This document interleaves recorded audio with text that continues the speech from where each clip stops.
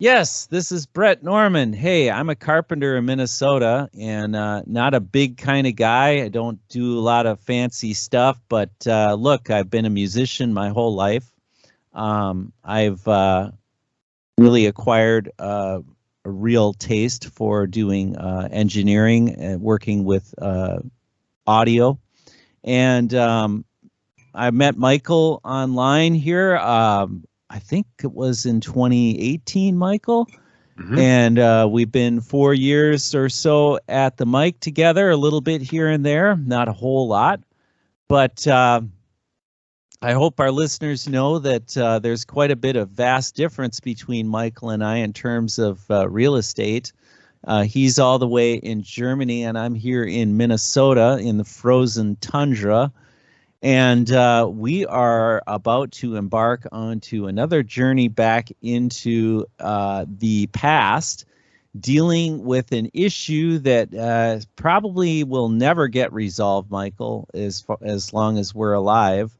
Dealing with the JFK assassination. And Michael has worked very long and hard to bring us to this point today in the script. And I forget how many pages we've gone through, Michael, but it sure has been a lot of material that you've put together. So we're anxiously waiting here because you've been speaking about the Magic Bullet series, or the Magic Bullet session for many, many, many occasions all the way to right now. So we are on the 47th. Isn't that the 47th? Or no?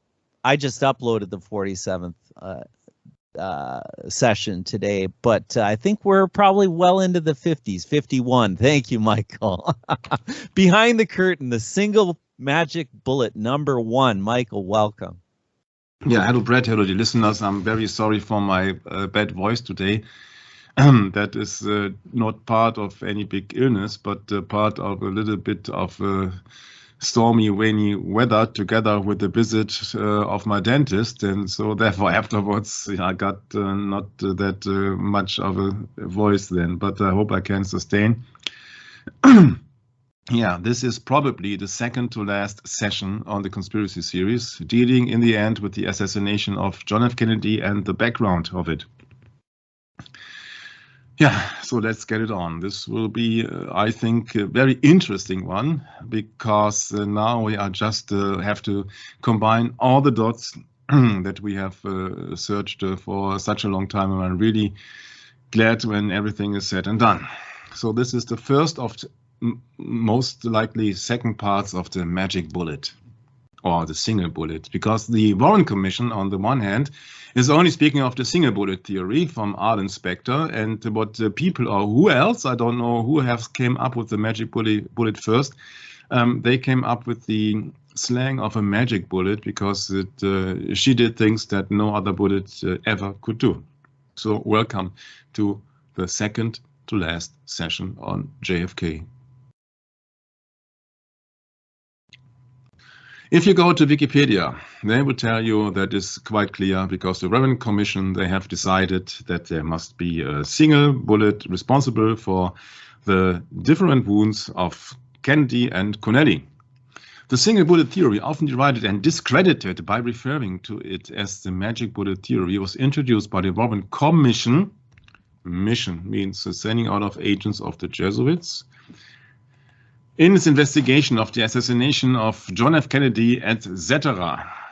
Given the lack of damage to the presidential limousine consistent with it having been struck by a high-velocity bullet, and the fact that Texas Governor John Connally was wounded and seated on a jumper seat, 1.5 feet in front and slightly to the left of the president, the commission concluded they were likely struck by the same bullet. Yeah, this is the magic word. Yeah, we have agreed on this, but must not be the real cause. So it is very sad that the magic is not applied to the Warren Commission report, but nevertheless, as this bullet is out of the ordinary, let's get back to the etymology of it. And the etymology on Google itself says that magic comes from magik or magikos, magica, and from ancient Greek magikos, and from magus. Aha. Yeah, even on Wikipedia, they tell you it comes ultimately from Old Iranian, meaning power or sorcerer.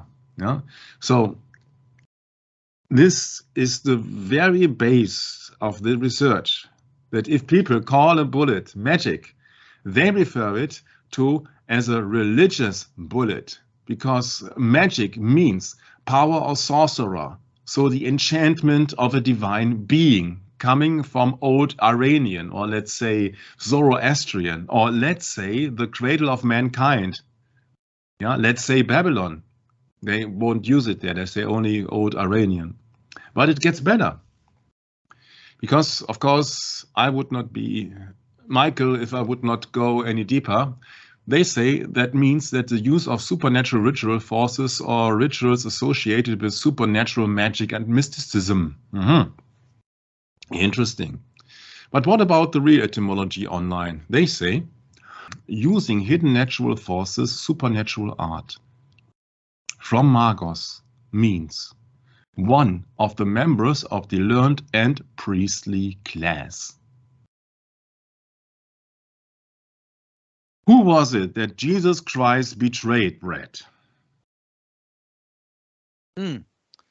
Oh, who was it that Jesus Christ betrayed? Oh, sorry. Who were the people that were then responsible for betraying Jesus Christ. For betraying Jesus Christ, yes. Yes. Well, of course, that would be forgive me here, I'm a little bit waking up here. That would be oh my God. Let's look it up. Put me on the spot. Oh, by the way, I totally forgot that this recording... That would be Judas Iscariot, sorry. I'm just making a break here. This is an advertisement because you live in a satanic world with a satanic agenda, with a satanic mass media. And the mass media is here digging you on the traces of Santa Claus, which is at the moment is in Pakistan, in Islamabad. Yeah, so that means this is Satan Claus. Yeah, because Satan is responsible for all material belongings in the world, which you can clearly see when he's putting something down the chimney. Yeah. Yeah, so this was just to make you aware that the Bible is correct, and the Bible speaks in Luke 4 and Matthew 4 of the devil trying to tempt everybody, including Jesus Christ, that he's got all the power and the resources and the glory of this world to hand over to the people whom are worshipping him. That's why you don't have to be surprised when his car or his vehicle looks a little bit like a bishop's staff and has this strange scarlet color. Okay, but let's get it back to the King James Bible. There we go. Oh, it would be so much better if my throat was clear and my nose would not be that...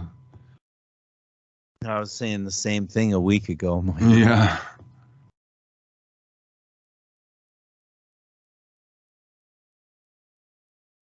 I don't know, where is it? Oh, by the way, I the other night was feeling really good, and I decided to go get my favorite food, right? The grande burrito at the restaurant across the street. Uh-huh. And I ate it, and I woke up the next morning. Guess what? The sore throat came back. Oh. So you know what that tells me? Dairy products. No. Do not do dairy. No good. Uh-huh. Yep, because it had a lot of dairy, cheese, and sour cream. No good. No good. Don't do it. Lots of phlegm. You know, it gives you phlegm. I can't find it, but I will record. What are you looking for? When just the high priest and scribes and the elders, I know that was in that kind of continuation, was that were the one who were handing over Jesus Christ to the authorities. But yeah. I can't Judas find Iscariot.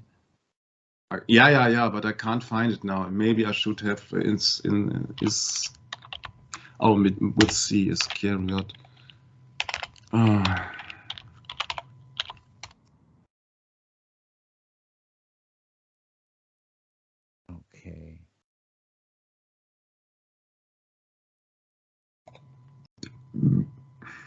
John 18, verse 3.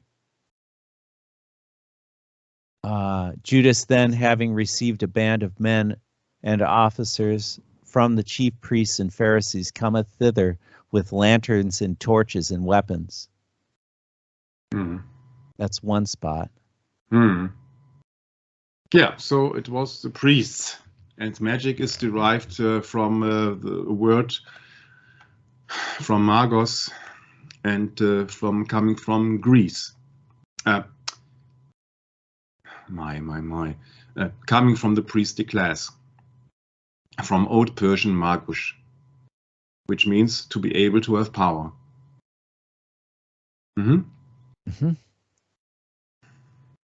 Also from Irish druid, priest, magician, see druid. And there you go, you know that we did Asterix and Obelix in the half a year ago or so, where Obelix actually is carrying an obelisk.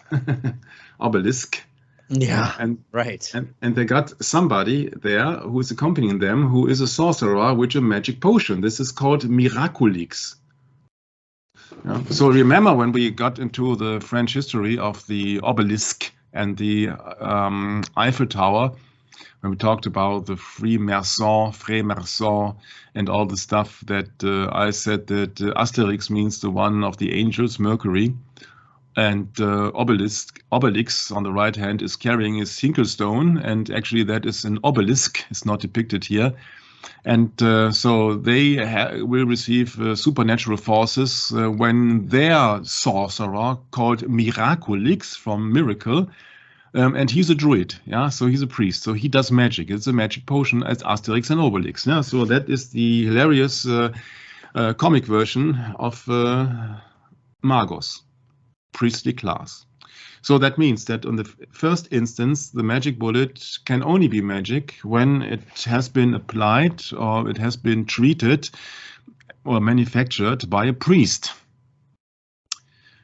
In the occult, people will tell you, oh, no, it can't be, because there are actually two kinds of magic, high magic and low magic. Low magic means that is the average magic, and high magic usually means ceremonial magic.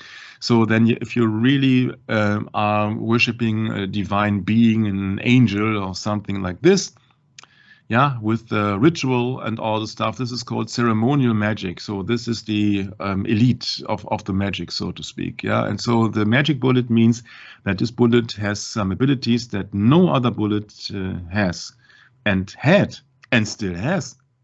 Yeah, so this bullet, this explanation of the Roman Commission is, of course, one start, or one hell of a start, actually, a jump start. Yeah? Because when we go into this druid, which means a Celtic priest, and the Celts were not only residing now in Scotland or England or so, but they were also residing in France. Hence, the depiction of Miraculix as a druid in Gallian, in Gallic countries, so in France. Yeah, so Celts were everywhere, and the druids were the priests of the Celts. So when Brett and me were doing session 28 of Science is the New Religion, from Magi to Magic, we have talked about that elaborately, that magic is especially the admiration and worship of eternal beings for egoistic purposes, so to speak. Yeah, so from Magi, yeah, from the magus, from the sorcerer to magic, that we did more than 1 year ago, maybe 2 years ago. Okay, so let's get it on. Of course, you have to come up with the next explanation. The next explanation, I'm sorry for having only here the German article, but we can change that in a jiffy. This is called Simon Magus, because this is a magic guy or sorcerer, if you would like to say so, mentioned in the Bible. Simon the sorcerer, or Simon the magician, was a religious figure whose confrontation with Peter is recorded in Acts 8.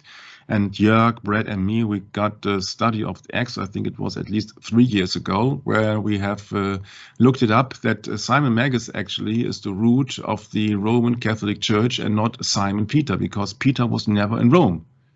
Paul, when he wrote his epistles, said, only Luke is with me. Yeah, so therefore it is only Paul who went then to the Gentiles, and Peter stayed at the Jews, and he was also, I think he was in Minor Asia or something. I have to look it up now, but I'm now too lazy to do so. I'm sorry. I just want to continue here in the Kennedy session that you really see that Simon is a magus. So Simon is a magician.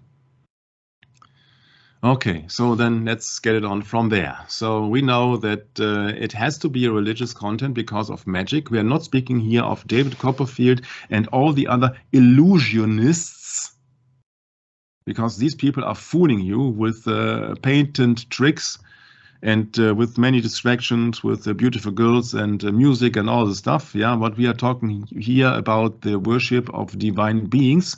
Because for the Simon the Sorcerer, Simon Magus, it has been told, at least, that he could elevate himself, showing him that he was a great one. And of course, we have to go to the books of the apostles to verify that, because I would hardly recommend you to read the Bible to get the full understanding of it. This is the chapter 8 of Acts,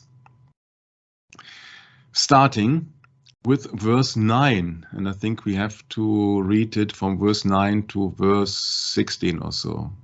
Oh, yes. Is Such a fantastic study this is, Michael. Is it big enough for you to read? Or shall I perfect. Yep. Perfect, Michael. Okay. Thank you. Okay, 9 to which verse? 9 to 24. Okay. All right. Chapter 8 of the book of Acts, starting with verse 9. But there was a certain man called Simon, which before time in the same city used sorcery and bewitched the people of Samaria, giving out that himself was some great one, to whom they all gave heed, from the least to the greatest, saying, this man is the great power of God. And to him they had regard, because that of long time he had bewitched them with sorceries. But when they believed Philip, preaching the things concerning the kingdom of God and the name of Jesus Christ, they were baptized, both men and women. Then Simon himself also, and when he was baptized, he continued with Philip and wondered, beholding the miracles and signs which were done. Now, when the apostles which were at Jerusalem heard that Samaria had received the word of God, they sent unto them Peter and John, who, when they were to come down, prayed for them that they might receive the Holy Ghost.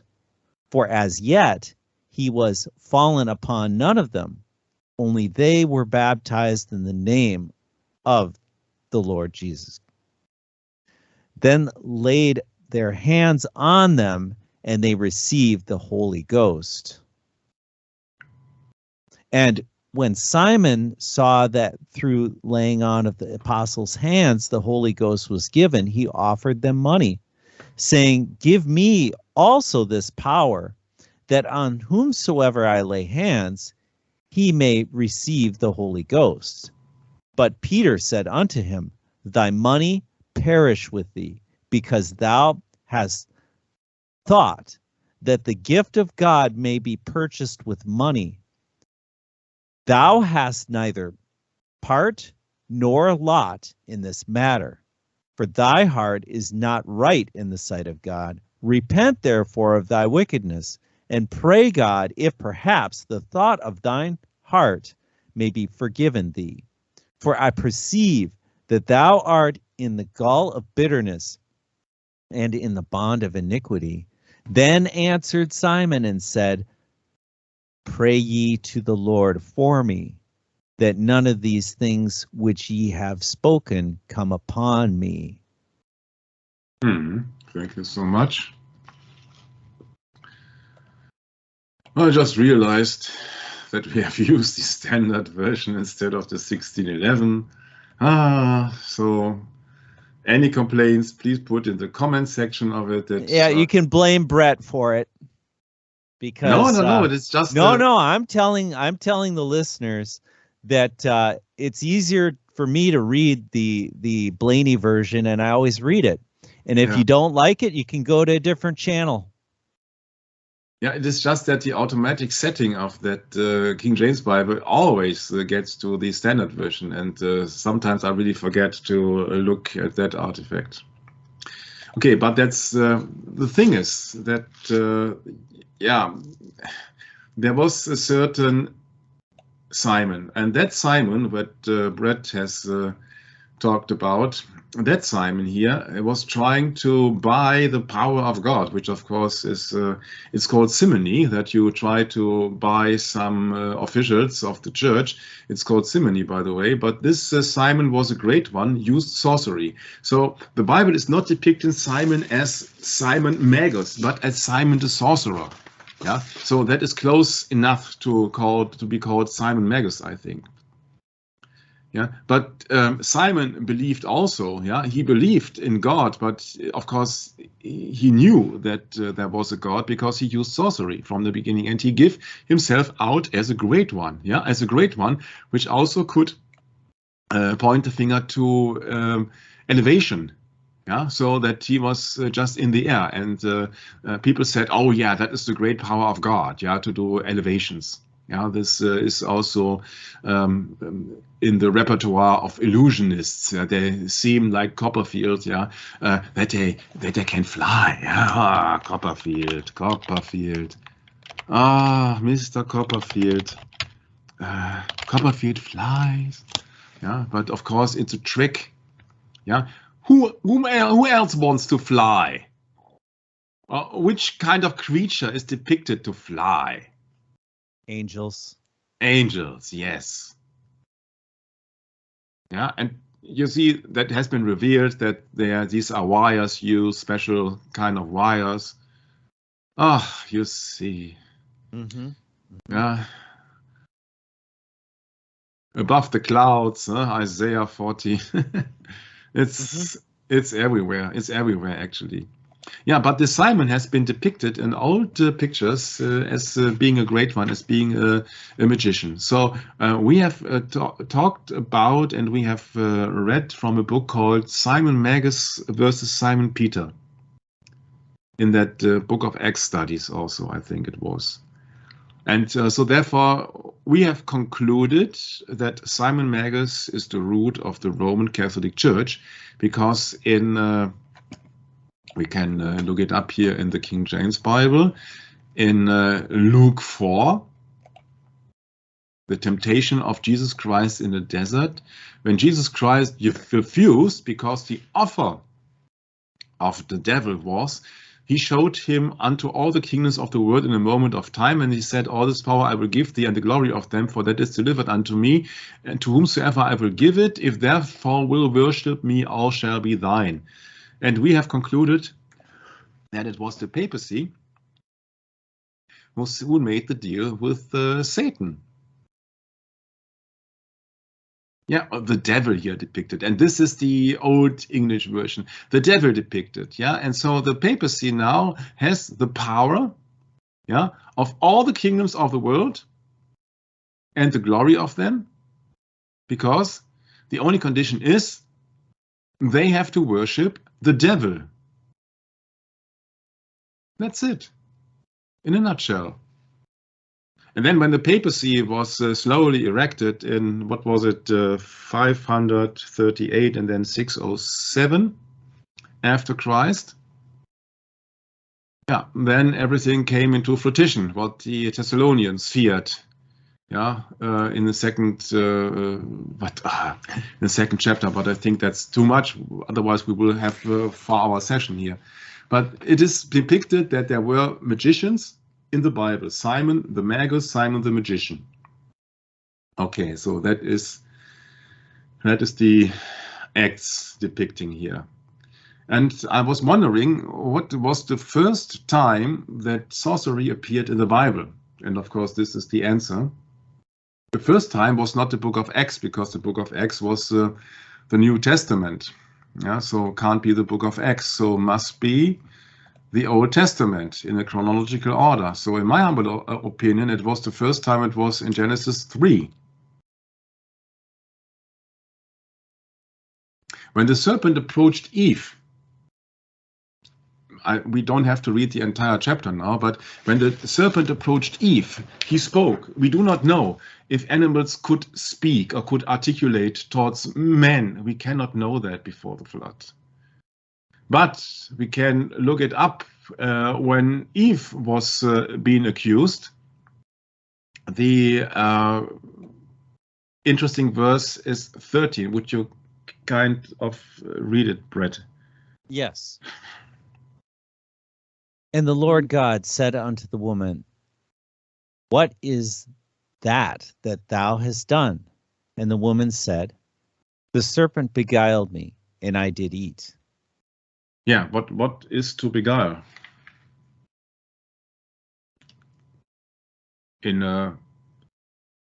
What is it? And if somebody, an American guy, would accuse his girlfriend or the other way around, you have beguiled me. What would you explain, Brett? Deceived. Deceived. Okay. So then let's look it up. In the Esod, Genesis 3.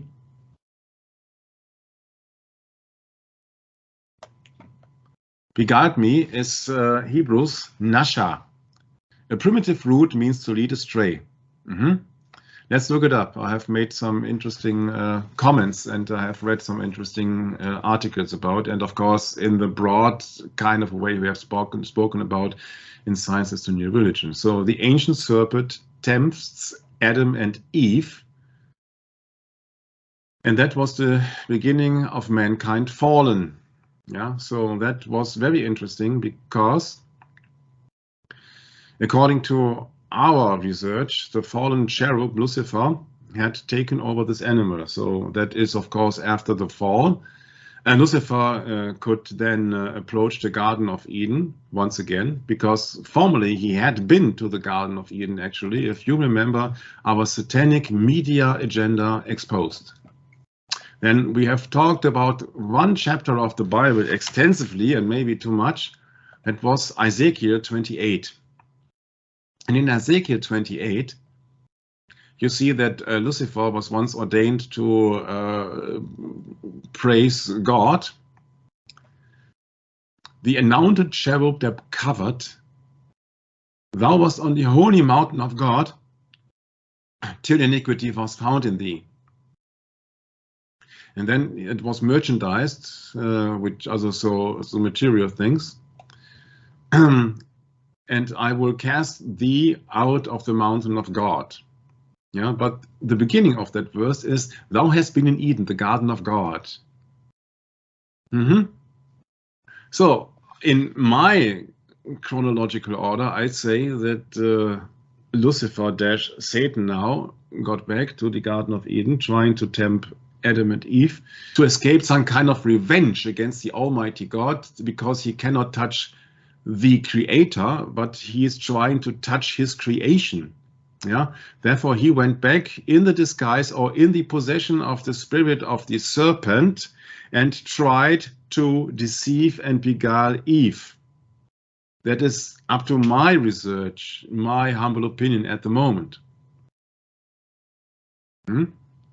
So if you look the root from H5175, Nashash, it means a snake, yeah, means Nashash, and it's coming from the same word 5172, a snake from his hiss.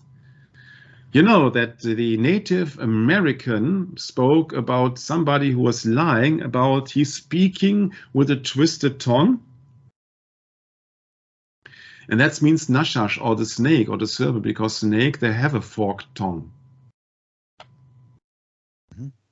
But also that verb here, Hebrews 5172, Nashash, a primitive root, means not only to hiss, but to whisper a magic spell. Yeah. So in my humble opinion, the first time that magic was used, at least on the earth, against Eve and succeeded, and it was ceremonial magic, because that can only that has to do something with the god and not only with an animal, but it has something to do with God, which we will soon see. It was, my humble opinion, it was in Genesis 3. Yeah, so that means that the snake or the serpent actually is also a depiction of magic. Mm-hmm.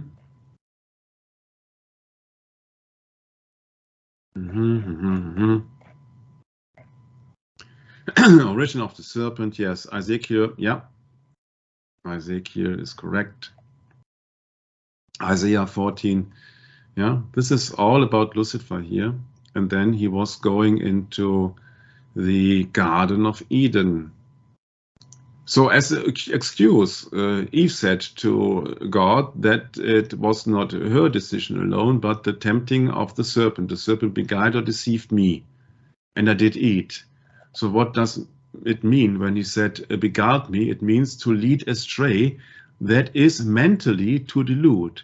So maybe a kind of illusion. Yeah, let's try to imagine like a hologram, that somebody says, oh yeah, I'll show you all the places in the world in a moment of time, and bang, you got a hologram of the entire world, for example. Yeah, so to beguile, to deceive greatly, etc., to seduce, everything is here in beguiled me. Yeah, and that is has something to do with the snake, and has been made by the snake. And the snake said in the beginning, yea, hath God said. So he's doubting God. So he's the opponent of God. Yeah, because he says, no, God is a liar. Because he said, you shall not surely die. And in the second chapter of the Bible, God ordained that if you touch that fruit, you have to die. Yeah, so the serpent is a liar, just from the start. And we know that in John 8:44, Jesus said, you are of your father, which was a liar from the beginning. Yeah, so from the devil. Yeah. So the snake has been depicted as the animal of sorcery. And I would not be surprised, because the ancient serpent, of course, he wanted more. Yeah, always wanted to be more, because you only have to look to the.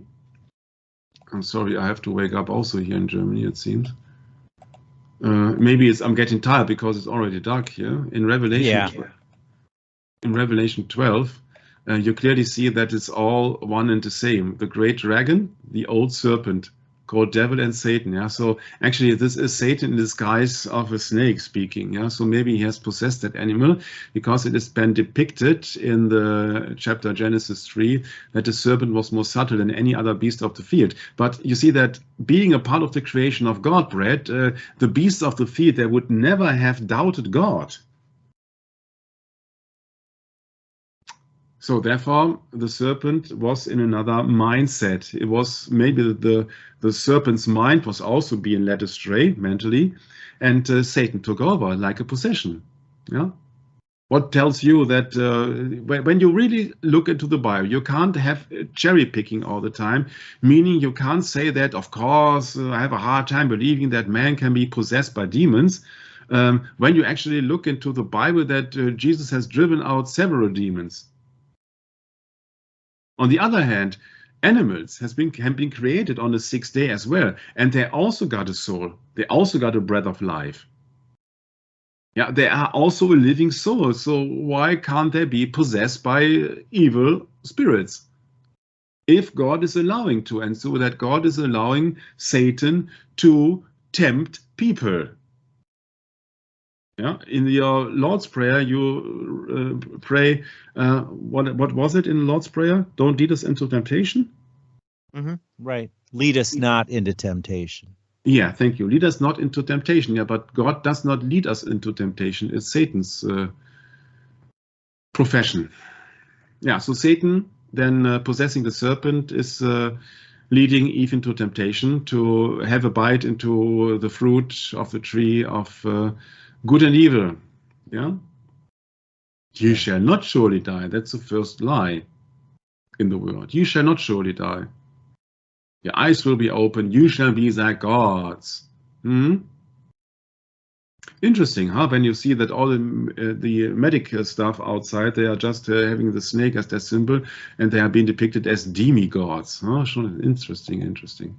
But let's get back, because we want to go to the root of the magic bullet on Kennedy. So it is actually the serpent who wants to be on top. It's the devil who wants to be worshipped like the Almighty One. He said in the book of Isaiah 14.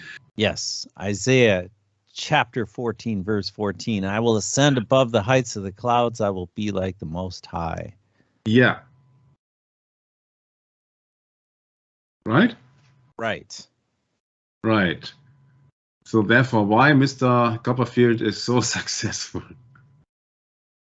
Of course, this is a trick, huh? But it's the same thing that has been depicted in the Bible when Simon Magus was giving him out as a great one.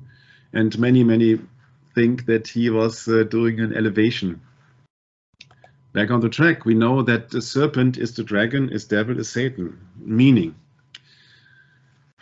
that the serpent wants to be on top. He wants to be like the Most High. Therefore, if you got a hierarchy depicting as a pyramid here, from the Freemasons, yeah, the one eye symbol is a symbol of Lucifer. I don't care if you call it the Eye of Providence or what else, or the Eye of Horus. You see that it's always something on top, and Jesus Christ is the cornerstone and not the top stone.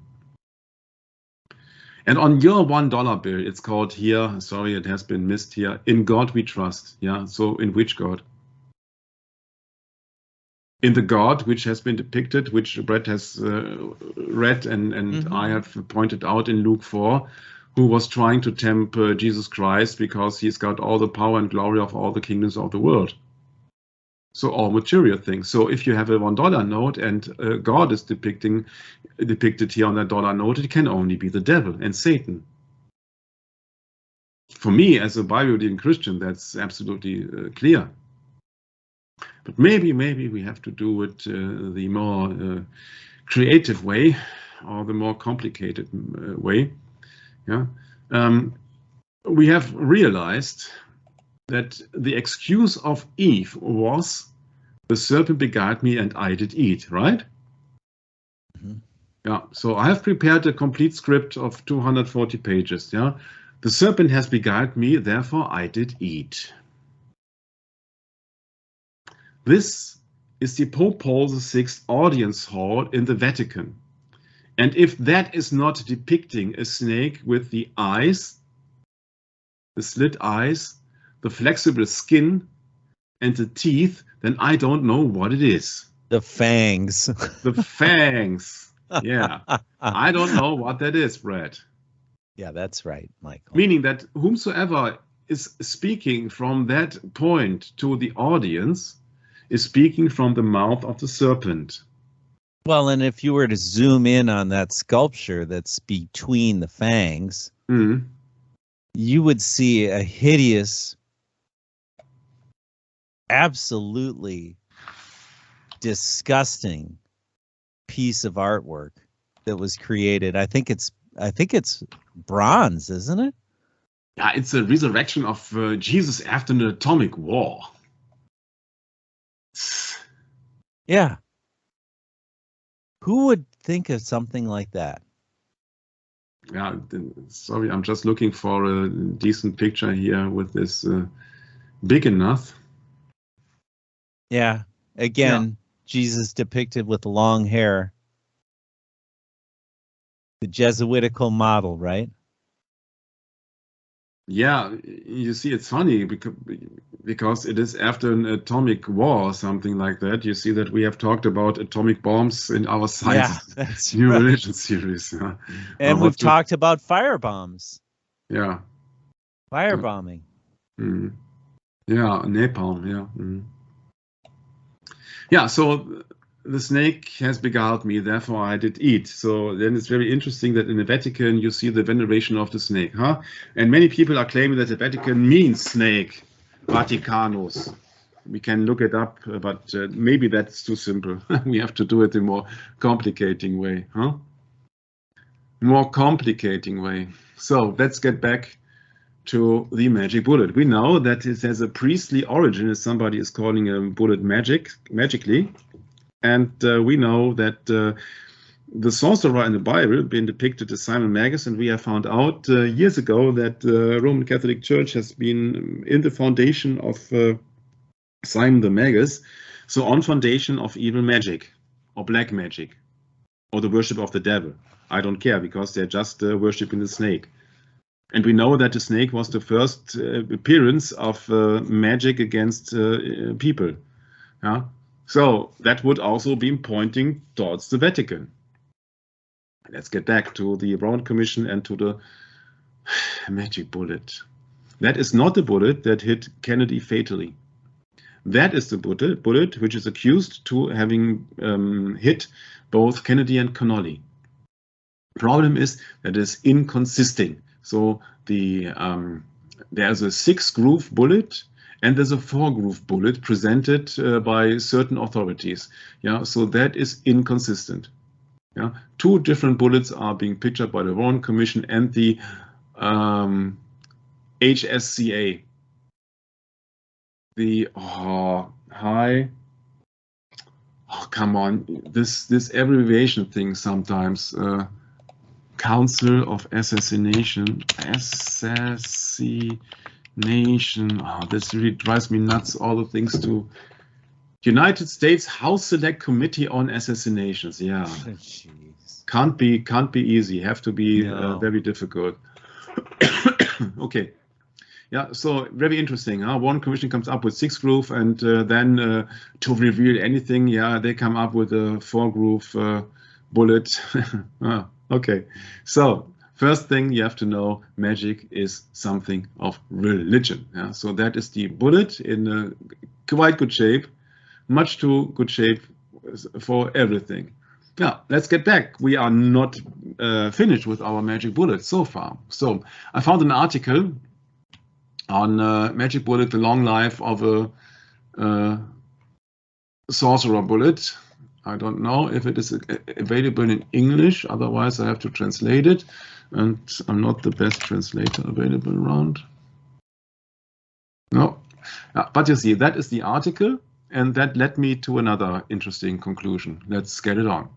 So the magic bullet is that bullet, which is here depicted in the infamous picture 6 of Mr. Aldkins, where Kennedy is having his hands on his throat. His wife is trying to get control of his left arm, and everybody's looking back from the Secret Service.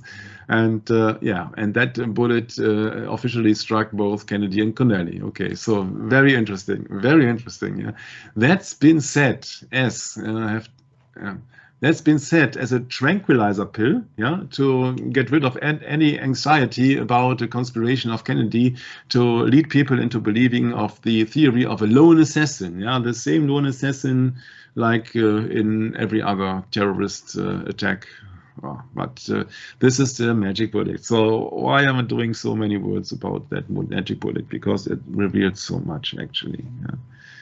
The first time when the term magic bullet arrives was in 1907 from a doctor called Paul Ehrlich of Berlin in Germany.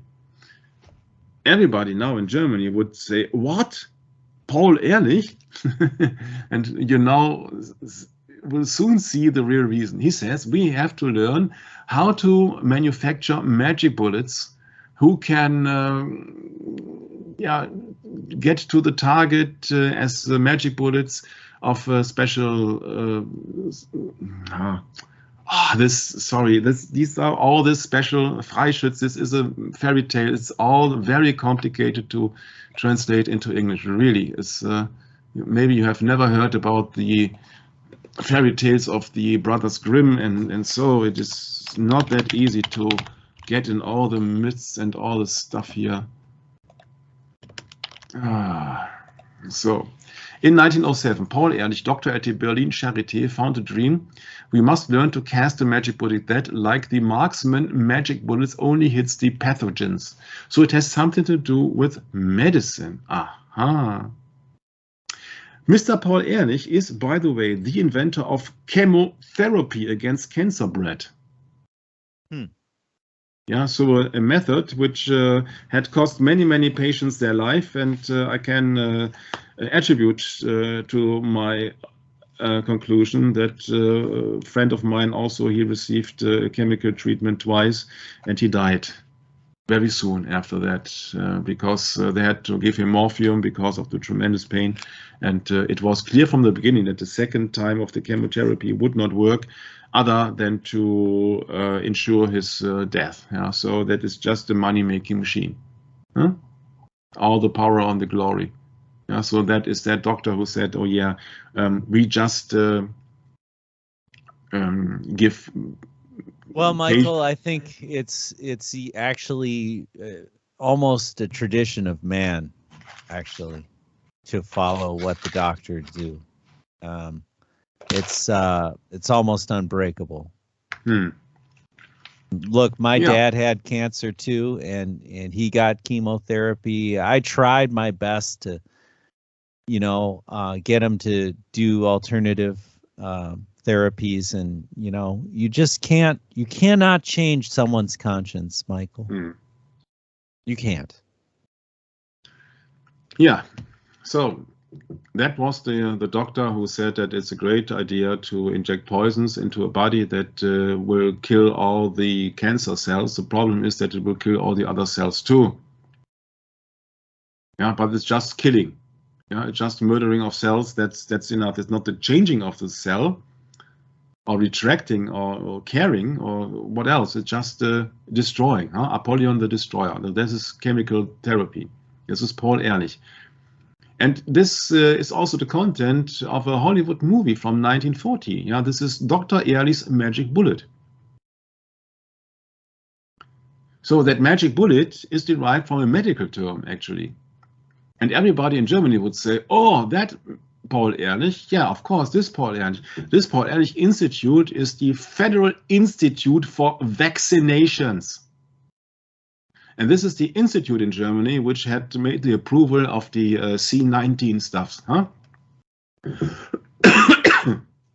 The problem is that many people think that it's a very honest institute because Ehrlich in German means honest in English.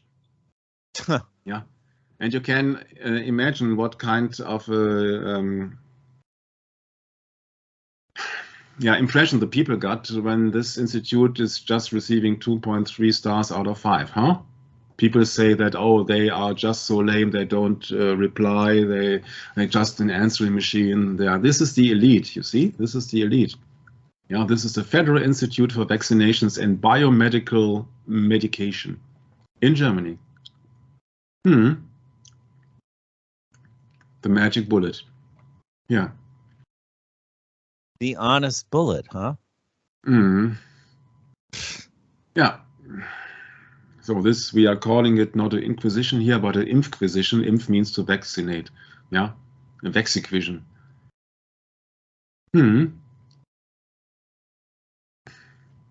Yeah, but the problem is that the magic bullet from Paul Ehrlich did not work. Yeah, because it did not hit the originator of an illness, but everything else. Yeah, so it was not a precise bullet.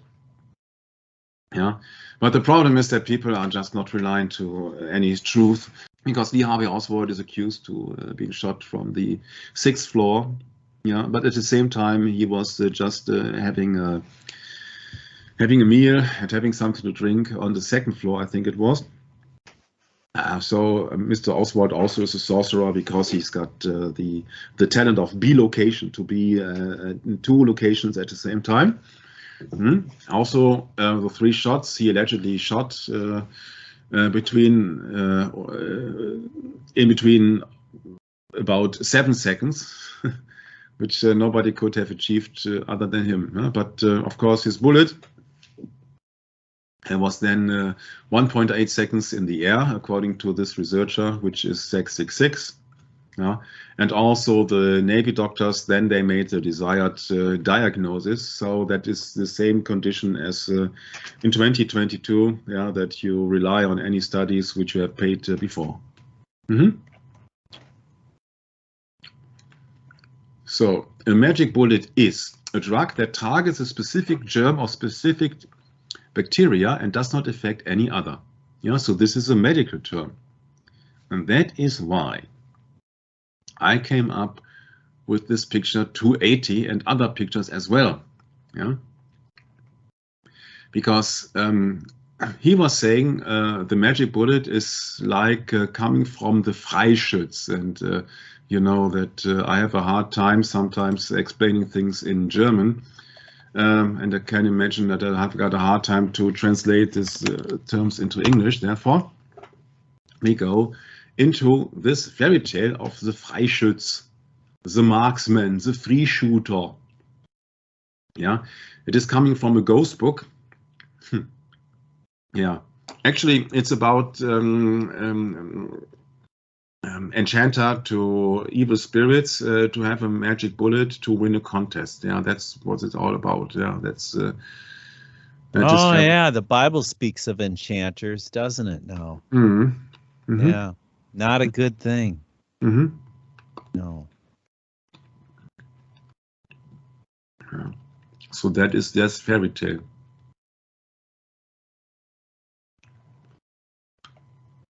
Oh, okay. Has not been attributed so much as in German. Okay, so it's at the moment when Max shoots the magic bullet, a picture of Agatha's ancestors hanging on the wall falls to the floor, slightly wounding her.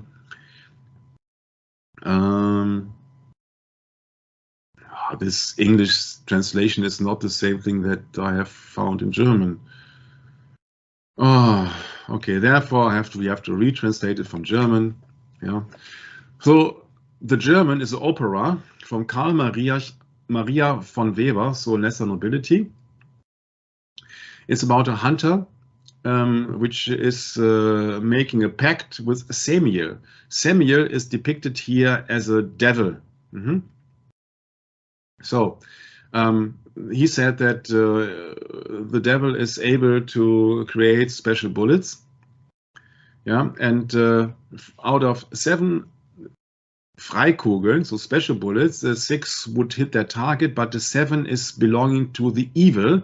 And this evil can let the bullet to wherever he would like. So can fly around, make curves, etc., etc., etc. Okay, so of course that has been manufactured as midnight.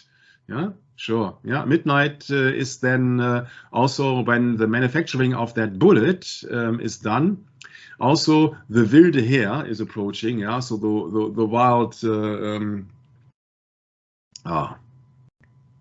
A number of animals is called a herd, no? A wild herd. Yeah, a group of supernatural hunters hunting across the sky. Yeah, so evil spirits. Mm-hmm.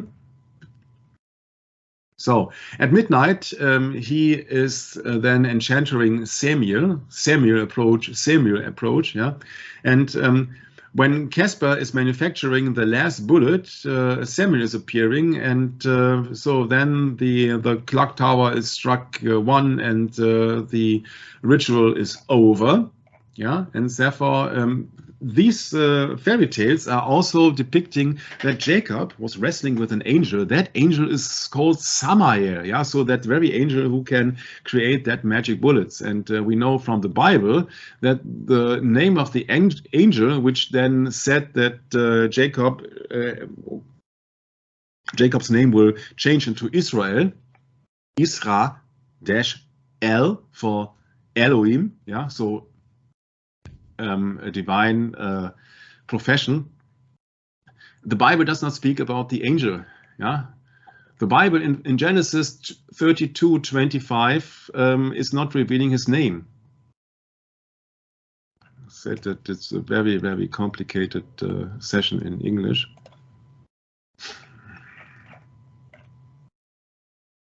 Yeah.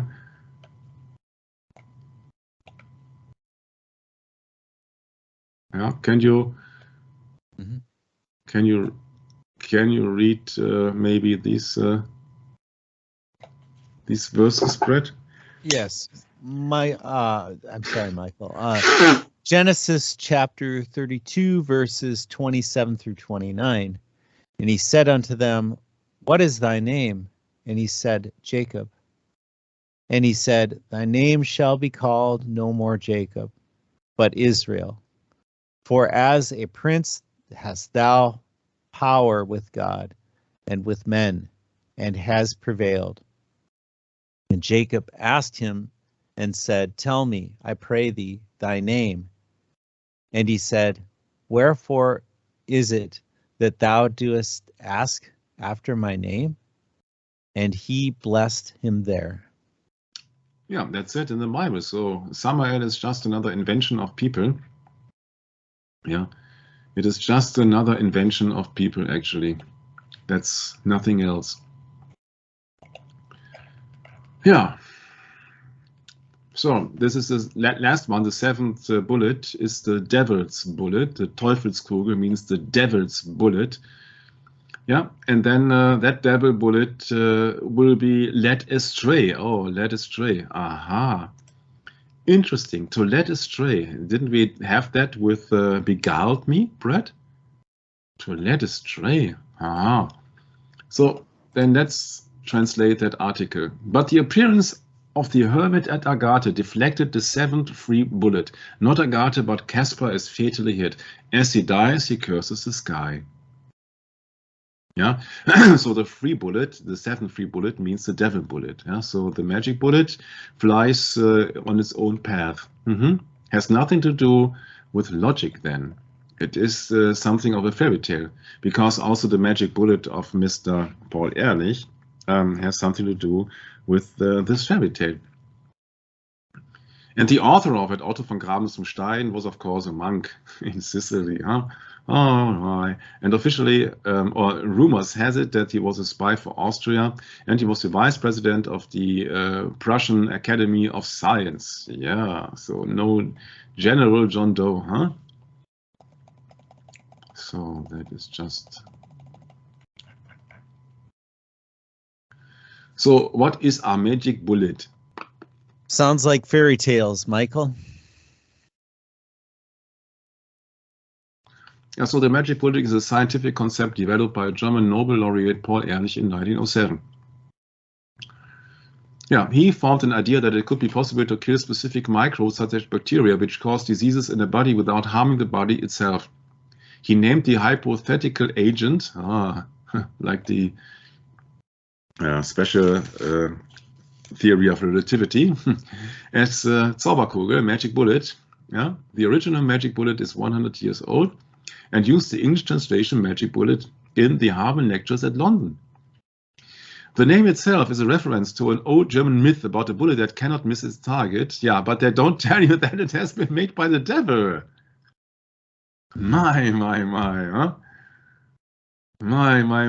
Well, of course not, Michael. Why would they do that? You know? Yeah, Ehrlich had in mind Karl Maria von Weber's popular 1821 opera The Freischütz, in which a young hunter is required to hit an impossible target in order to marry his bride. They leave out Samael or the devil here. These betrayers. What was that? What was that Hebrew word again, Michael? Nashash?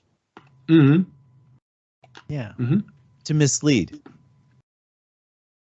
Beguiled. That was... yeah, beguiled. Nasha, yeah. Yeah, Nasha. And the serpent is called Nashash. So it's not far away from that. The apple doesn't fall far from the tree. Yeah, the serpent beguiled me. And the serpent has been a snake from his hiss. Yeah. So then imagine that is a magic spell here. Yeah. You can translate it also. The animal with the hiss hissed me or led me astray. Yeah, so that many researchers think that this was a magic spell. So create an illusion. There may be that he had made the use of holograms or what else. I don't know. Yeah, I wasn't there, but he has convinced Eve. Yeah, that's the fact. Yeah, And Adam was then also eating of it. So we have to accuse also Adam for not following God's orders. Yeah, I have made my mind about it, Brett, and I said it had been much smarter to Adam if he would say that, no, I don't eat from the fruit because it is God's commandment not to do so. Yeah, but he held to his woman, and in chapter 2 he said he was so delighted for maybe for the looks. Yeah, of course, it's the only woman in the world, and you see her naked. What do you think that the reaction was of Adam? And what does Adam say? Wherefore shall a man leave his father and his mother, and shall cleave unto his wife, and they shall be one flesh. Of course, he said, therefore a man shall leave God and paradise or the earth that he knows, and shall cleave unto Eve, for they shall have sexual intercourse. Sorry for my direct spelling here. So therefore, I mean that Adam was the first prophet. But he was propheting in Genesis 2:24 that he should leave God for his wife, for Eve. If you think now, maybe that is in correct chronological order, that would mean that the serpent also maybe knew, I don't know how, that Adam said that. And therefore it was very clever to beguile Eve, because if Eve would do that, Adam would also do that, because Adam has prophesied it, that he would leave God.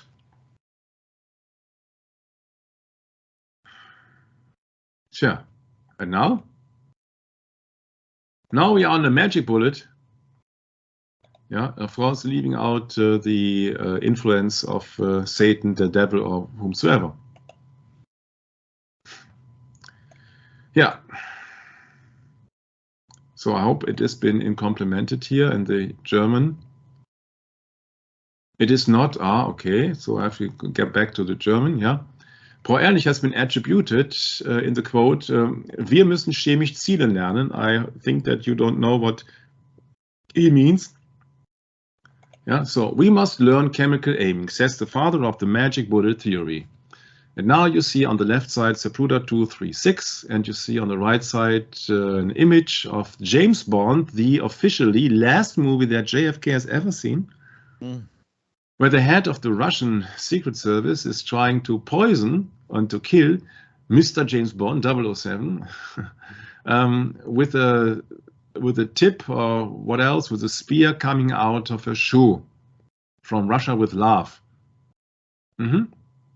So when they call that bullet a magic bullet, and Paul Ehrlich says about the magic bullet, we must learn chemical aiming, then in content to that, I think it is much more likely that that was not just a regular bullet, but that comes close to the theory that somebody has said that he was poisoned to be incapacitated?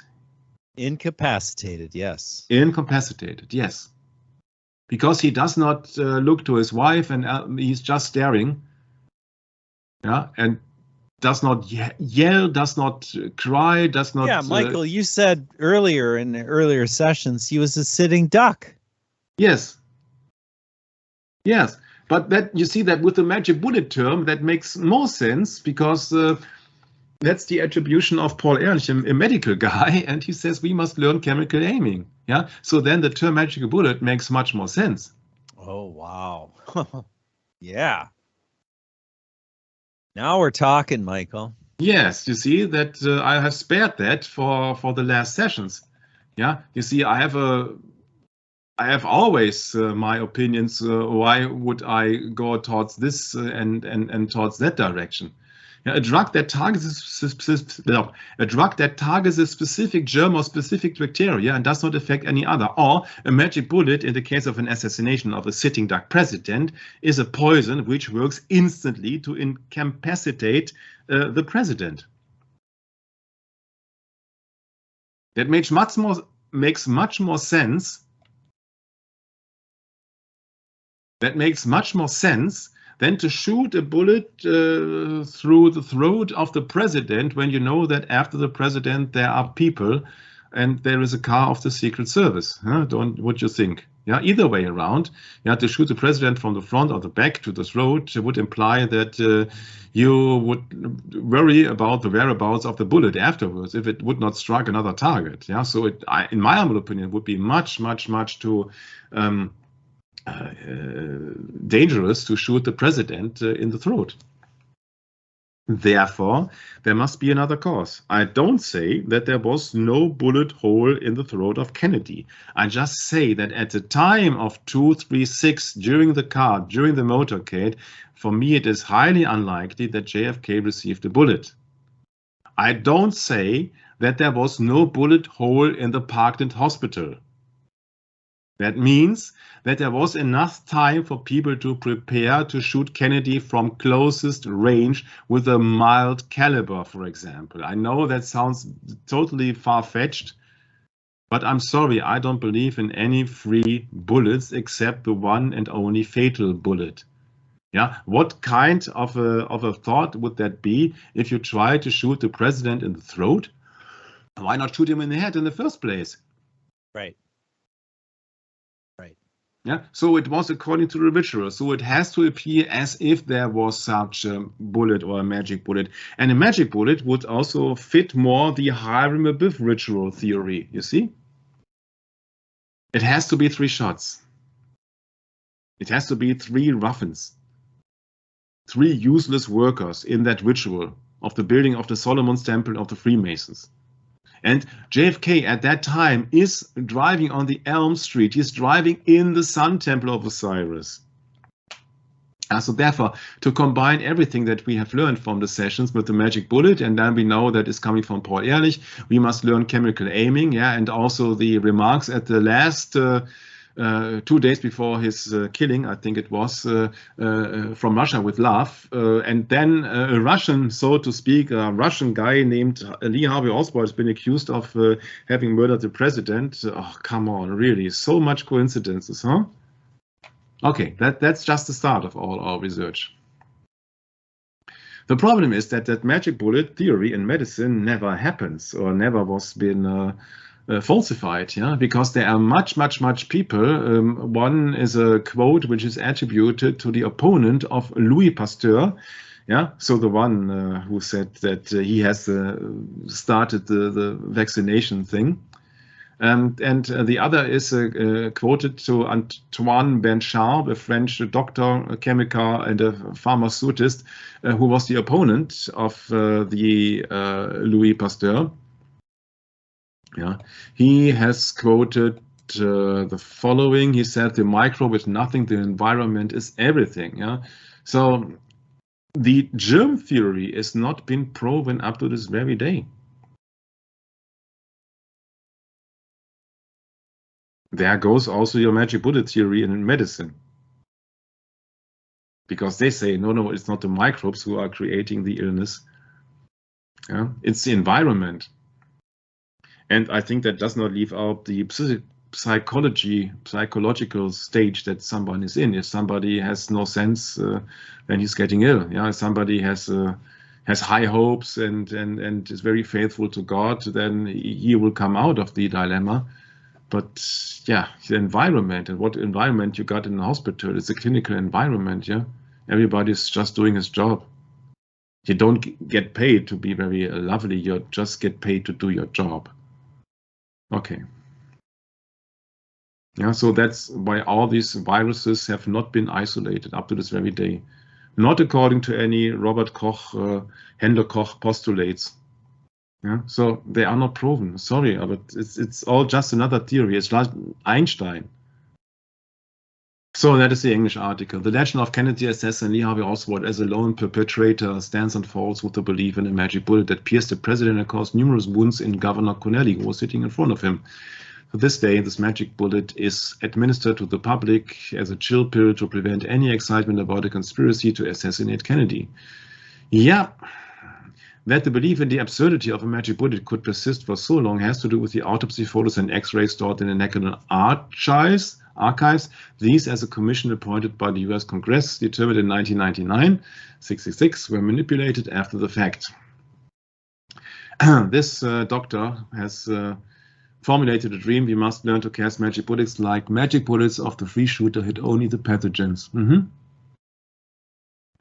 However, the fact that already during the lifetime of the great physician Ehrlich, means honest, in German, it became clear that the magic of his bullets rather corresponded to a shotgun charge and by no means hit only the pathogens is of less interest to us here than this beautiful formation of the magic bullet of the free shooter, because such a bullet had to be invented by the Warren Commission in order to construct the theory of the lone perpetrator Oswald and to administer it to the public as a tranquilizer pill. Yeah, this text is an excerpt from a chapter of the magic bullet from the book about Matthias Bröckers. I don't know that guy, and I don't care, because I just look for the things which are making sense, and I don't know the author, and just quoting from a book here, but just let it all flow into your brains and then conclude the things with your God-given common sense.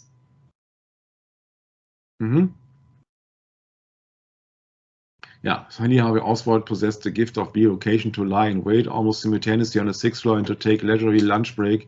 It was not lunch. It was something in between. Yeah, okay, 12 o'clock can be lunch, okay. On the 2nd floor. And had also taken the note of the fact that the Mauser precision rifle can transform itself overnight into a Mannlicher shooting pistol or a shooting gun. Yeah, of course, that had to be. Because it had to fit, it had to draw the attention to Italian rifles, so to Italy. So that everybody knew, okay, the background of that assassination is Italy. Sure. Yeah, Oswald was as certain as the 3 shots were supposed to have fired within 7 seconds. One of which missed its target, yeah, and allegedly hit James Take, hit the pavement and grazed a bystander, that's James Take. The commission faced a problem: how could 2 shots have caused a large head wound, the small holes in the president's back and throat, and the governor's numerous injuries? Since there was no logical explanation, creativity was called for, and so Commissioners Arlen Specter and David W. Berlin invented the magic bullet. Yeah. Yeah, you see that everybody knows the magic bullets. We don't have to go into the detail of the magic bullet. Yeah, we will also see some videos soon. Yeah, so it's a magic bullet. Yeah, it's a magic bullet. You only have to know that it has been coming out allegedly of an Italian rifle, yeah, from model 9838. It's from 1938. Yeah. What else to say? Yes, it's a Carcano von Salvatore Carcano. Yeah, this is for the Italian military. Italian, Carcano, come on. You did not shoot with the American rifle? No way. The FBI tested the weapon and said it's a very accurate weapon. Yeah, okay. Very accurate weapon, yeah. Yeah, and that has been sold as a magic bullet theory. And how many wounds that bullet has caused was 7. I said, oh, that is interesting. That is interesting. So that was the old version of the Warren Commission. You see, the Warren Commission, they had months to figure out what appeared with Kennedy, and even they got away with that. As high-ranking Freemasons, they got away with that, free shooters fairy tale out of Germany, huh? Yeah, you see, that is a bullet. Then it switches path, and then there's another curve, and here and the final curve. But then, yeah, so 7 injuries. Yeah, but then out of a sudden in 1989, the guy who had presented us, Robert Groenen, in the beginning of the 1970s, the infamous Zapruder movie, and said, oh yeah, that is an authentic movie. And you know that then that guy, that Robert Groenen, is not an authentic guy because he's not honest. Or he's not ehrlich. Yeah, so that is the new depiction here, display. Yeah, that is because Knolly has just been in another spot. I find that extremely interesting, huh?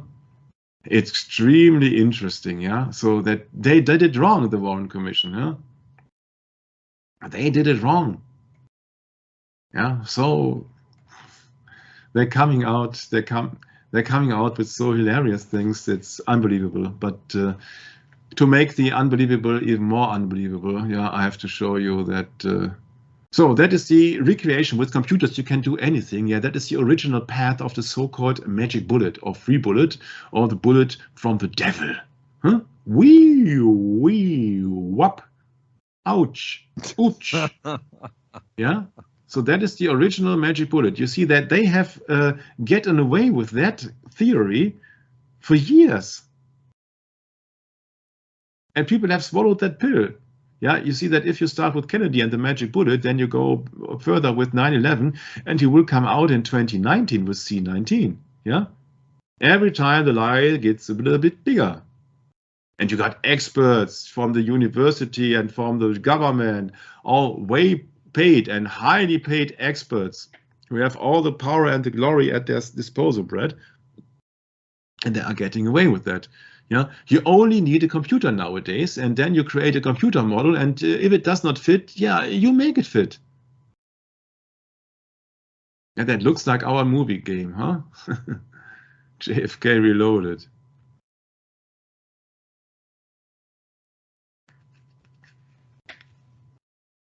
But there are big problems with it. And people say, oh no, that path had not changed. Yeah, we only have to switch Mr. Connelly. Yeah, because he wasn't sitting at the side. Yeah, so don't believe your eyes, just believe our computer model. He was being lent towards another direction. So it did not make any curve. Just wait and see what our computer is able to do. Yeah, so just rewind the entire thing. Can do that instantly until you got the desired result.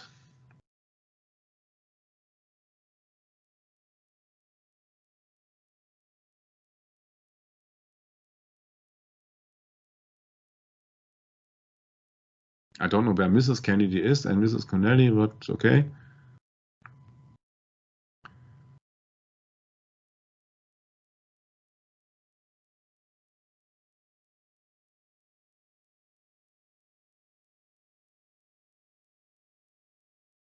So what you got to do is just convince your computer to get rid of the problem.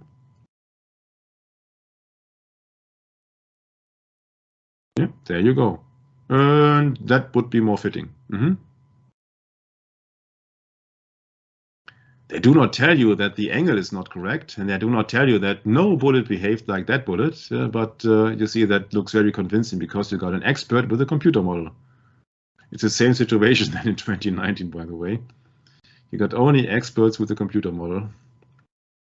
But that works every time. Yeah, and you lower something. And oh my. Yeah, and that's very convincing for the majority of people, yeah? Never mind the fact that the bullet was not being shot from the Texas School Book Depository. Never mind that was a Freemason ritual, that there were no 3 bullets, but who the heck cares? Yeah, it has to be fancy. It has to be fancy, Brett. It has to be fancy. Oh, and look at the golden image behind him. What is that? A Golden Globe Award or something? I don't know what that is. Oh man.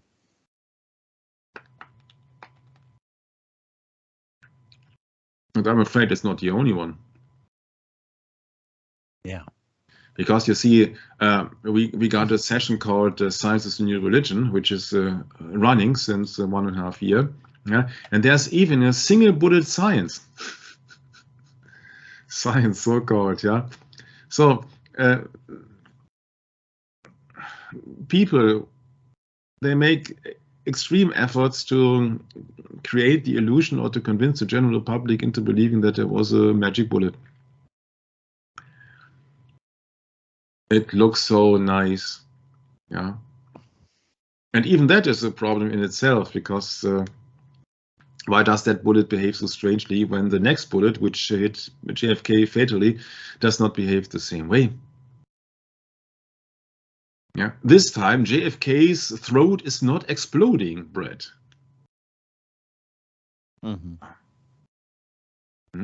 So that is the best sign is that there is that is a kind of a special bullet.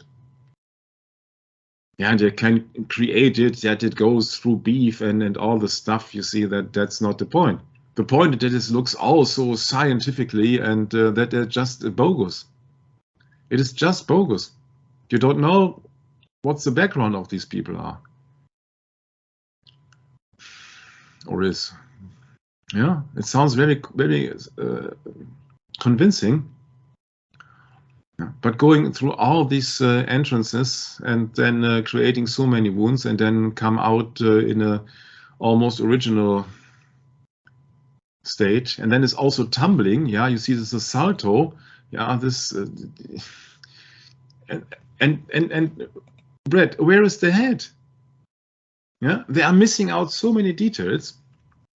They are just doing the things which are looking so convincingly, and once and for all, yeah, never ever a single bullet has behaved that way. Yeah? So it is not possible, and people do not see that it is not possible because the bullet must have shattered several bones, and you see that it cannot be in that almost original shape. Can't be. Can't be. And we have been fooled several times. Oh, where is it? Yeah. Yeah. We have been fooled several times.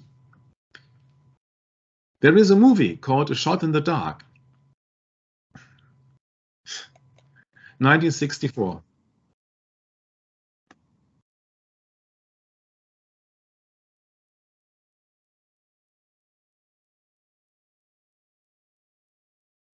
Hello, my name is Dum Dum. I am a bullet. I'm not joking. This is Inspector Clouseau.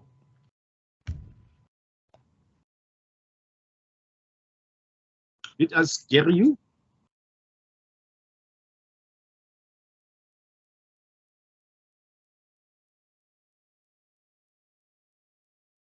I helped the Inspector Clouseau solve the murder. Oh, this coughing. Yeah. And of course, you don't have to think for just a moment that the audience would see the connection to the Kennedy murders, what that bullet is so capable of anything. Yeah, that it is depicted that way. Yes. Yeah, this is A Shot in the Dark. And the script from that Shot in the Dark is coming from William Peter Blatty, a Jesuit, which, by the way, has also made a script for The Exorcist. But just a bunch of coincidences, huh? A Shot in the Dark. Yeah, so that bullet is just better than any other bullet. It's a supreme bullet, Brett, and can do miracles and wonders. And will get away with everything.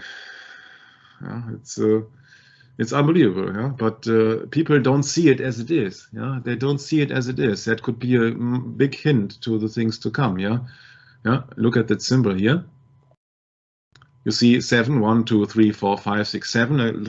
Allegedly, to the Warren Commission, the bullet created 7 wounds. With a noise suppressor.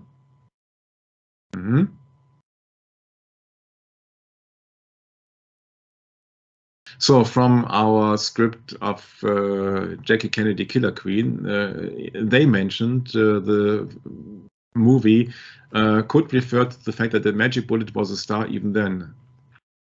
It refers to the Zapruder movie where the bullet blows JFK brains out like a star. Yeah? The line, I helped the brilliant Inspector Clouseau to solve the murders, I look for the guilty bullet, he gets to the bottom of things fast, could refer to the clown-like art inspector who came up with the magic bullet theory or single bullet theory to cover up JFK murder. Yeah. The blank bullet. And also there is a date mentioned in here. It's called the 18th of January. 18 means 666. And in that movie, in that trailer also, it's been mentioned about the accused assassination woman. They say she's got a French alibi of the 3rd degree. that kept me into thinking. You see, that French was the favorite language of Jacqueline Kennedy, who preferred to be called by her French forename and not Jackie or Jacqueline, but Jacqueline. And wasn't she in Paris in French beginning of the 1950s as a CIA agent? And an alibi of the third degree could hint to the Freemason ritual of Hiram Abiff for Kennedy. It's the ritual for the third degree master mason of the Freemasons. Yeah? So therefore you go with your French alibi of the third degree in that movie. Maybe I'm just far-fetched, I don't know, but I found it very interesting. Huh? Yeah, that's a problem. Because the magic bullet did not appear in the Parkland Hospital, because the JFK press conference guy, Malcolm Kidoff, just said the president was shot once in the head. Maybe he also gets away with that when he says, okay, yeah, of course, in the head he was only shot once. Yeah, but maybe to other positions of the body he was shot then several times. Yeah, but they get away with everything with sophistry and casuistry.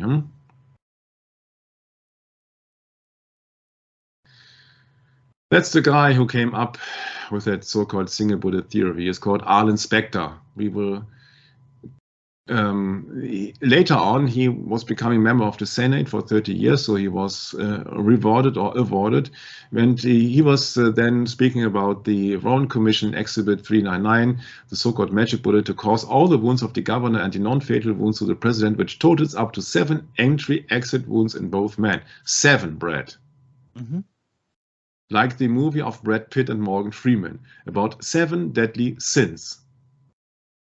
7 ways to die.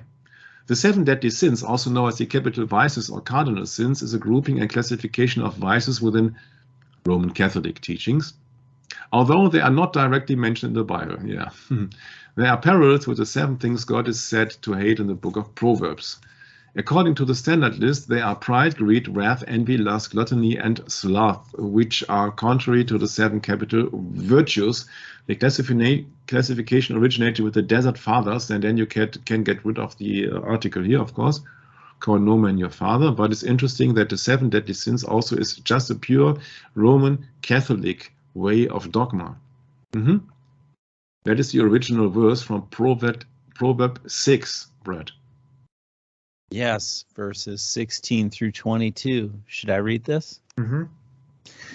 These 6 things doth the Lord hate, yea, 7 are an abomination unto him: a proud look, a lying tongue, and hands that shed innocent blood, and heart that deviseth wicked imaginations, feet that be swift into running to mischief, a false witness that speaketh lies, and he that soweth discord among brethren. My son, keep thy father's commandment, and forsake not the law of thy mother. Bind them continually upon thine heart, and tie them about thy neck. When thou goest, it shall lead thee. When thou sleepest, it shall keep thee. When thou awakest, it shall talk with thee. Yeah, but you see that they speak in the Roman Catholic Church of cardinal sins.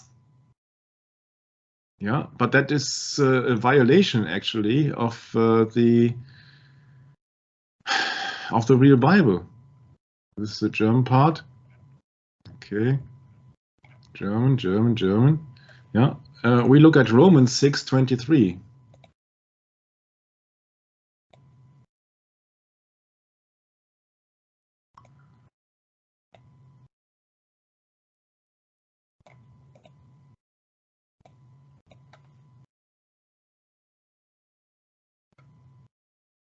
For the wages of sin is death, but the gift of God is eternal life through Jesus Christ our Lord. Yeah, so there are no cardinal sins. Every sin is a deadly sin because it's the wage of the sin is death. I know that sounds far-fetched or a little bit like cherry picking, but you see, these cardinal sins are not in the Bible. Every sin leads to death because it's a violation of God's commandment. Yeah, so coming up with 7 deadly sins, that was my idea, because we have to rely on the Roman Catholic path, because we assume that the Roman Catholic Church is behind the assassination of John F. Kennedy. We know that it was an Italian gun. We know that in the shot in the dark, they have been presented to us an Italian handgun. We know so many other items. We know that magic is actually coming from Simon Magus in the Bible and actually depicted by the serpent. And now they're coming here with 7 entry wounds and all the stuff, and 7 is the number of deadly sins of the Roman Catholic Church. Oh, that is not the end of the line here. In the movie Metropolis from end of the 1920s, this is also a Roman Catholic propaganda depicting a humanoid robot, female robot called Maria. And in the end, Maria shall save the real Maria shall save anybody there. But at least the title of that movie is called Metropolis. And what is Metropolis? Brad absolutely knows, because he was the one who instructed me years before. Please, Brad. If I'm not mistaken, a bishop of the church? Yeah, it's the seat of a bishop. Yes, it's Metropolis. Mm-hmm. Yeah, it's the seat of the bishop. And you were the one who has looked it up then think it was in the Britannica, English Britannica. Sure, it was Tom Fress that brought that to my attention, actually. Yeah, I don't know, but you were the one who was pointing it out, and so kudos to Tom Fress. Yeah, okay, so kudos to Tom and kudos to you for mentioning it. So therefore, also the movie Metropolis is a Roman Catholic fairy tale, more or less, and they are speaking about Babylon the Great here. You see that it's German, by the way. But you see here the part 16 of Metropolis for a Catholic propaganda movie called The 7 Deadly Sins. 7, yeah? And here you see all the 7 deadly sins in German here. Neid, yeah? Zorn, Geiz, Eitelkeit, envy, and etc. Yeah, you see that 1, 2, 3, 4, 5, 6, 7. Yeah, and that is here, if you would like to say so, the Grim Reaper. Yeah, death, the Grim Reaper, yes. Right. Yeah, the 7 deadly sins. And 7 is always a depiction of something from a divine dimension, like David Bowie getting out of the elevator here in Fire Walk with Me, Twin Peaks, with the elevator 7 from heaven, which I called him then from Satanic Media Agenda 37. Yeah, therefore he is wearing a white, smoking there. Yeah, and he's talking very strange things. Yeah, but he's coming from above on the 7 from heaven. Yeah, so 7 deadly sins, 7 wounds of the so-called magic bullet. So this Mr. Arlen Specter was American politician and U.S. Senator for Pennsylvania. And they came up with that magic bullet theory. So they did it wrong for several decades, Brett. Yeah, the wrong position of the people with the Brown Commission. That's what Mr. Robert Gordon wants to tell us. Sure. Yeah. And he was a Reno, a Republican in name only, because then he just switched the party. It's no problem. Yeah. Where am I needed? Yeah, I'll take it. I found it very interesting then. I had to look it up, actually. I don't know when it will come. Yeah, and he was being credited for coming up with the theory of a single bullet. Yeah, who allegedly had caused 7 entry and exit wounds in both men. 7. Pure coincidence, always pure coincidence. That lonely weapon, that lonely bullet here has caused 7 wounds. 7 wounds. 7 wounds. Yeah. So his major contribution to the Warren Commission was the single bullet theory, dubbed magic bullet theory by critics, which claimed that the bullet that killed Kennedy also hit and wounded Texas Governor John Connally, who was riding in the same vehicle, as an investigator for the Warren Commission, appointed by later President, then Representative Gerald Ford. No, that is not correct. Appointed by later President, then Representative, and 33-degree Freemason Gerald Ford, Spectre had access to all the materials surrounding the JFK assassination. Oh, one hell of a lucky guy, huh? This is alarming because one of the hospital employees who found the magic bullet on the day of the assassination claims that the bullet Spectre presented from the FBI records does not match the one found. How surprising, huh? Spectre served as an assistant counsel for the Warren Commission, investigated the assassination, and helped formulate the single bullet theory. Mr. Spectre, Brett. Spectre, coming from French spectre, means an image and figure, a ghost, a vision or an apparition. I thought, oh, that's interesting. Spectre also means ghost and is an acronym for Special Executive for Counterintelligence, Terrorism, Revenge and Extortion of a British 007. Of course, this is now far-fetched, but I think that man serves his name quite well. And that's the logo of Spectre, like the internet. Or the octopus, which is also a symbol of somebody who is just having his tentacles in every nitty-gritty. And there's also a James Bond movie on a novel from Ian Fleming called Octopussy. Huh? And then when you really know, because I've looked it up here with Arlen Spectre, I found it very interesting. That could be a hint because you don't have to believe Spectre. You don't have to believe everything. Let's look at the cause of death, because he has died in 2012. Yeah, look at here, Brett. Look at this.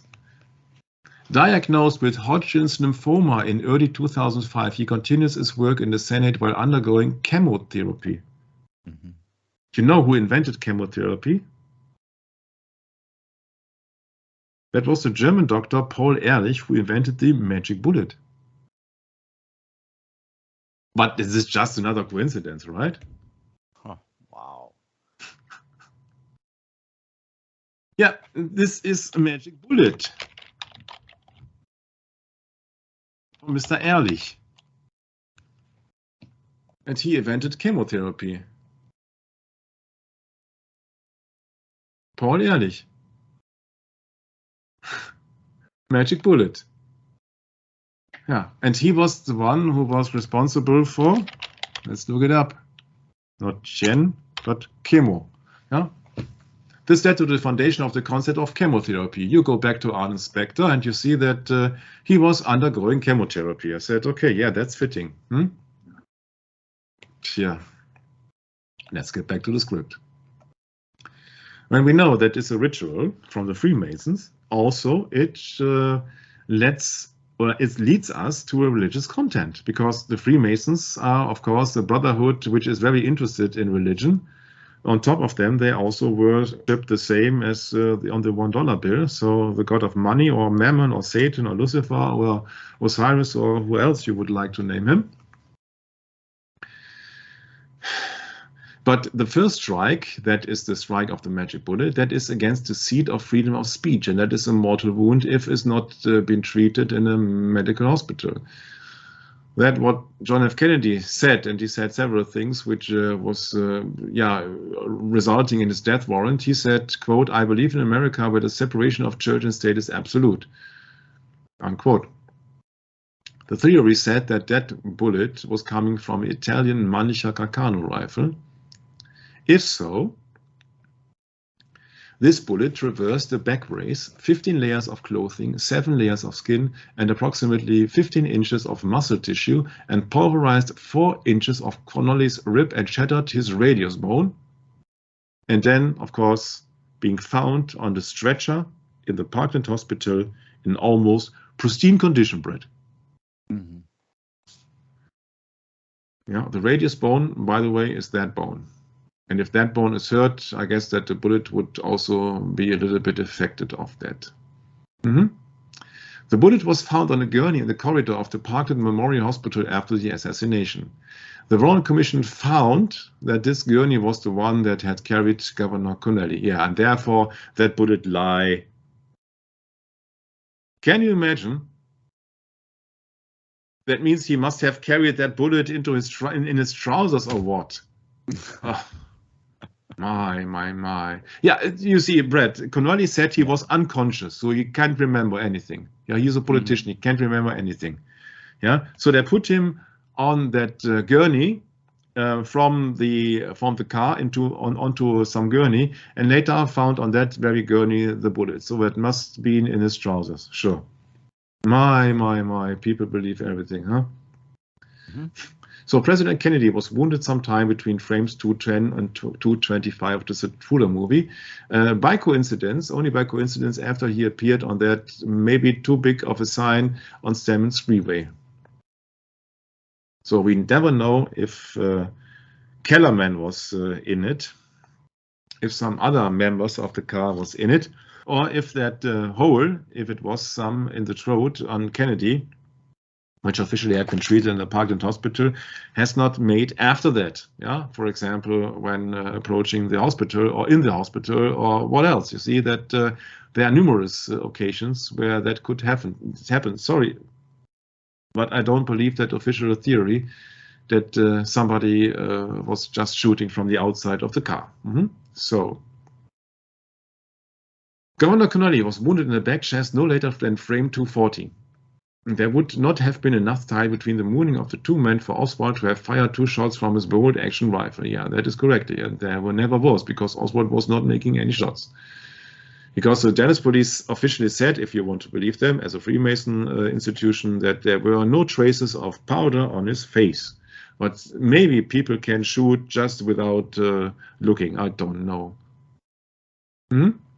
So that is a problem that it would take much too long between 2 shots that they had to come up with that single theory joke.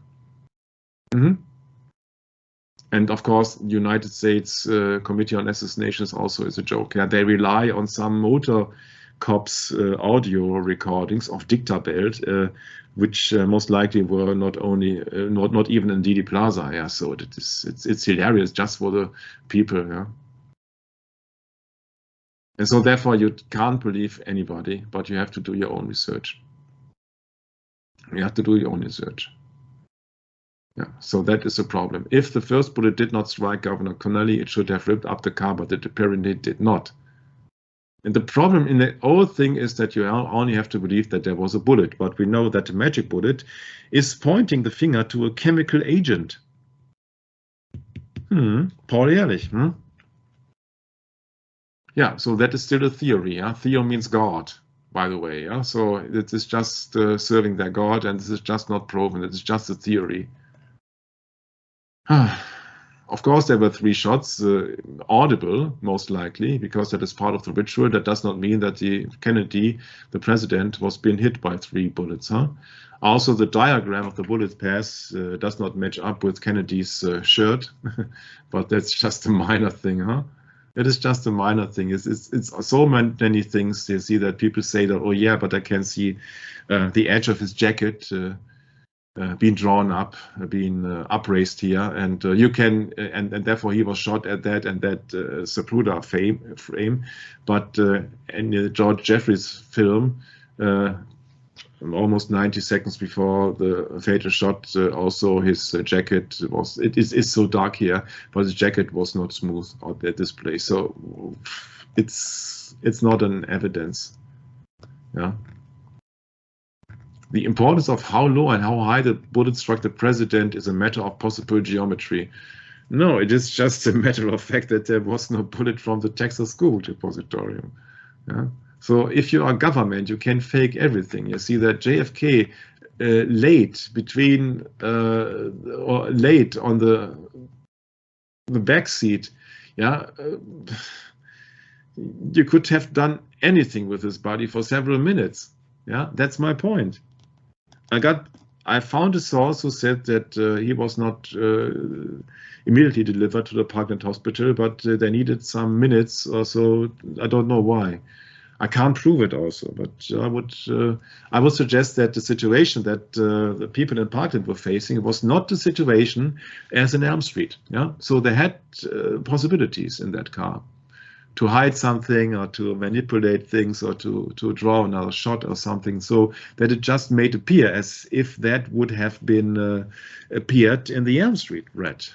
Yeah, so I would never said that the body arrived in that same condition. Well, No? I think of that photo that was snapped of the presidential car as they were continuing after the underpass, where I forget now, was that I forget his name now, the bodyguard for Jacqueline Kennedy. He had wasn't it him that had the rifle drawn out? There was a photo of them. No, they got. No, that is Alton 7, and that was no, after the underpass. That's before the underpass. Yeah, that was Hickey with his AR-15. Okay. Yeah, that's it. I don't know who it is that's holding the rifle, but I mean, they're up to something. Yeah, of course. You see, you can imagine that there were several. Oh wait, that isn't the presidential car. That's the other one. That's the other one. Yes. All right, never mind. Yeah, but you can count on the fact that there were also guns here in the presidential limousine. You see that. Sure. There were 2 Secret Service agents in it. Yeah. Yeah, that's right. Yeah, that's a problem with it, huh? Yeah, that's right. Many people think that Hickey was having a shot by accident. I don't think so. No. Yeah, that would be too obvious. Yeah, that would be too obvious. Okay, so then let's get back to the script. The lead fragments retrieved from Cornelius wounded in the wrist. There were no fragments in his chest, weighted about 2 grains. Yeah, there were no fragments in the chest. Why were there fragments in the wrist? And where are the fragments in JFK's throat? Oh my. No other bullet ever behaved like that. A theorized path, which then occurred that the Warren Commission did it absolutely wrong because they had the wrong position of Governor Connelly. And you need some Robert Groden guy to come up with that theory that the seat was much more inside. In 1989, I've looked it up, so 25 years plus later. Oh my. Yeah, you see it here. Yeah, Robert Groden in their book High Treason features a similar diagram, but that is just in 1989 modern theorists. Yeah, you see that. Oh, these are the so-called quantum theories. Yeah, everything is possible. Yeah, you have a vacuum, which means vacuous, which means empty. Yeah, and you fill it with everything. That's called quantum mechanics. My.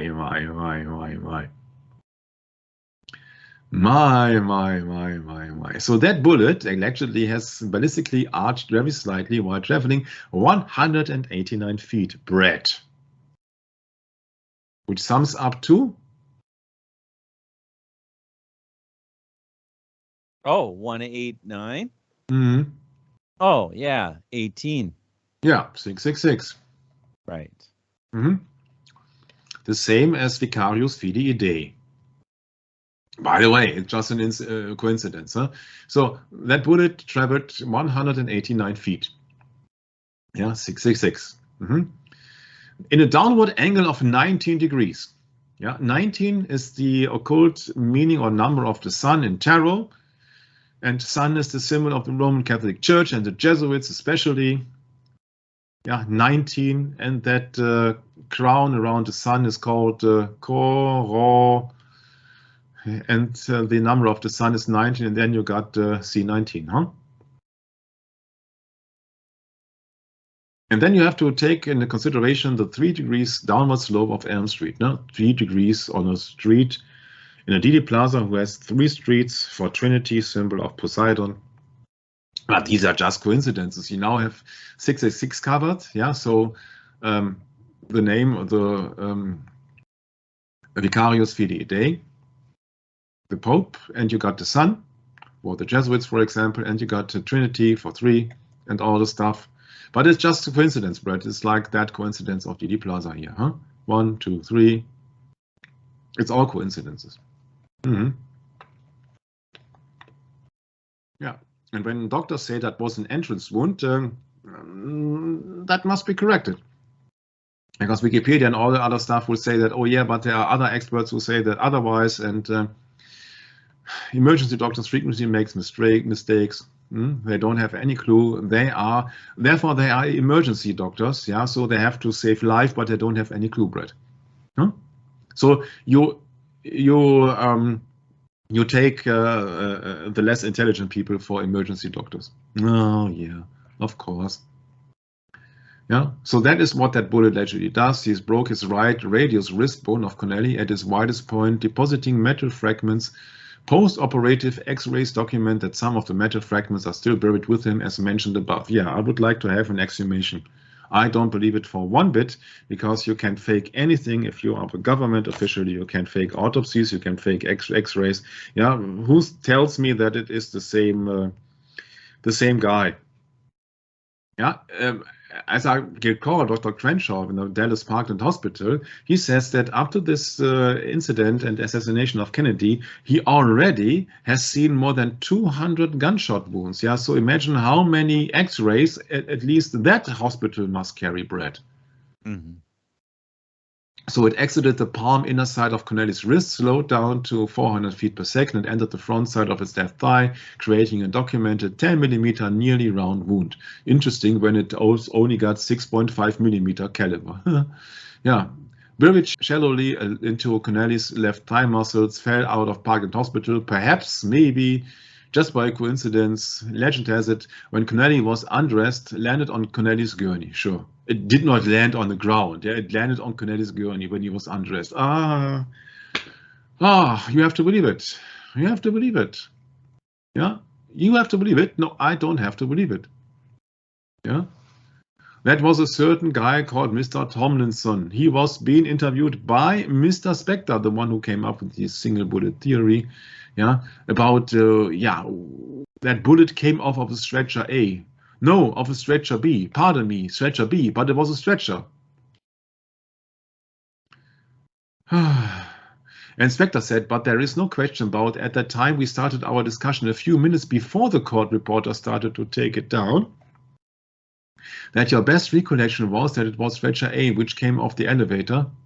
And Mr. Plumlin says, yes, I believe that was it. That is interesting that Spector, Brett, mentions that there was a discussion a few minutes before the court reporter started to take it down. Yeah, you have to make things fit. You have to make things fit. I don't believe it for one bit. Yeah, you can do your own research on that, but I don't believe it for one bit.